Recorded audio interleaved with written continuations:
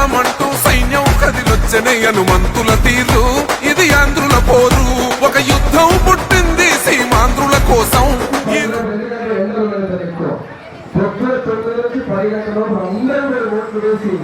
ఆశీర్వదించి ఈ వైసీపీ గుర్తు లెక్కలు వెలుగొట్టి రేపు 2 బట్టలకు సైకిల్ కి వేసి ఆశీర్వదిస్తారని తెలియజేస్తూ మరొక్కసారి ఎండ సైతం లెక్క చేయకుండా ఇక్కడికి అందరూ వచ్చి కొంతమంది వైఎస్ఆర్ పార్టీ నుంచి మహిళలు కూడా ఉన్నారని చెప్తున్నారు.